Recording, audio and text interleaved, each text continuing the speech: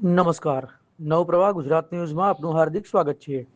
વડોદરાના વાઘોડિયા વિધાનસભા વિસ્તારના સ્થાનિક પ્રશ્નોને લઈને ક્ષત્રિય કરણી સેનાના કાર્યકરો દ્વારા આવેદનપત્ર આપવામાં આવ્યું.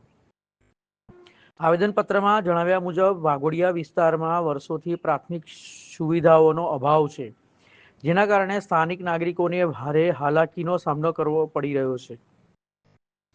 આવેદનપત્રમાં મુખ્યત્વે નવી જનતા કોલોની સહિતના વિસ્તારોમાં રસ્તા, સ્ટ્રીટ લાઇટ અને પીવાના પાણીની સુવિધા ઉપલબ્ધ કરવાની માંગ કરવામાં આવી છે. ઉપરાંત જાહેર શાળા અને આંગણવાડીના વિકાસ સહિત વિવિધ કામો ઝડપથી પૂર્ણ કરવા રજૂઆત કરવામાં આવી છે.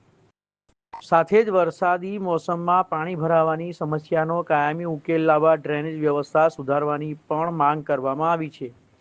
કરણી સેનાના હોદ્દેદારોએ જણાવ્યું હતું કે જો તંત્ર દ્વારા વહેલી તકે યોગ્ય કાર્યવાહી નહીં કરવામાં આવે તો સ્થાનિક નાગરિકોને સાથે રાખી ઉગ્ર આંદોલન કરવામાં આવશે.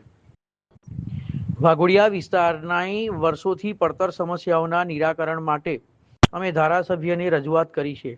જો તાત્કાલિક કાર્યવાહી નહીં થાય તો જન આંદોલન શરૂ કરવામાં આવશે. વાઘોડિયા તાલુકાના ગુતાલ વસાહત જે એમપી વસાહત છે, એ વસાહતના લોકોએ ભૂતકાળમાં મધ્યપ્રદેશના રહેવાસી બળવાની જિલ્લો બહુતી ગામના રહેવાસી હતા. આ લોકોએ સરદાર સરોવર ડેમ જ્યારે બન્યો ત્યારે એમનો વિસ્તાર, એમનું ગામ પણ પાણીથી પ્રભાવિત હોવાના કારણે આ તમામ લોકોએ પોતાના ગામ, પોતાની ભૂમિનું બલિદાન આપ્યું અને બલિદાન આપ્યા પછી સરકારે એમને વિસ્થાપિત કર્યા વાઘોડિયા તાલુકાની અલગ અલગ વસાહતોમાં. અને સરકારે વાયદો કર્યો હતો કે તમે વિસ્થાપિત થાવ, તમે બલિદાન વીર છો, તો તમને રોડ, રસ્તા, પાણી અને સારું જીવન આપીશું.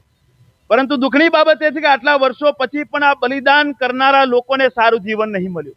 આ લોકોને રોડ, રસ્તા, પાણી, ગટર તેમજ શિક્ષણની સારી સુવિધા નથી મળી. આ લોકો પાસે પોતાનું સ્મશાન પણ નથી. તેમજ આ લોકો વીજળી બિલ તો વાઘોડિયા તાલુકામાં ભરે છે, પરંતુ જ્યારે કોઈ રિપેરિંગની બાબત આવે ત્યારે પંચમહાલ જિલ્લામાં રજૂઆત કરવા જવું પડે છે. આ તો કેવી નીતિ તમારી? આ તો કેવું કાર્ય?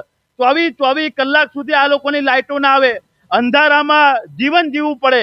આવી પરિસ્થિતિ બલિદાન આપનારા લોકોની છે. મારે નેતાઓને તેમજ સરકારને કહેવું છે કે તમારથી બીજે કશું ના થાય, પરંતુ જે લોકોએ બલિદાન આપ્યું છે, પોતાનું ગામ, પોતાની ભૂમિને છોડીને બીજી જગ્યાએ આવીને વસ્યા છે, તમારા ભરોસે એ બલિદાન આપનારા લોકોનું તો કંઈક ભલું કરો.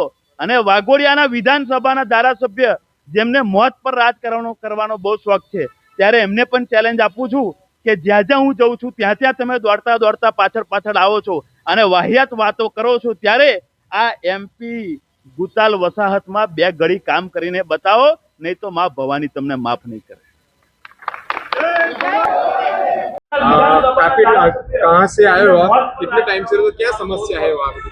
ગોતાલ વસાહત બહુ ટાઈમથી લગભગ 28-30 વર્ષથી સમસ્યા છે. અને અત્યારે અમારે જ્યારે મારા ફાધરનું એક્સપાયર થઈ ગયા હતા, એમની અંતિમ યાત્રામાં અમને બહુ તકલીફ પડી. એના માટે અમે આ બધી અરજીઓ આપી, હજી ફરીથી આપીએ છીએ. પહેલાં બી બહુ વાર આપી છે, પણ કોઈ સુનવાઈ નથી. એમને પણ આપી છે, પણ હજી કશું થયું નહીં. મારું નામ સુનિલભાઈ મુકેશભાઈ માનકર.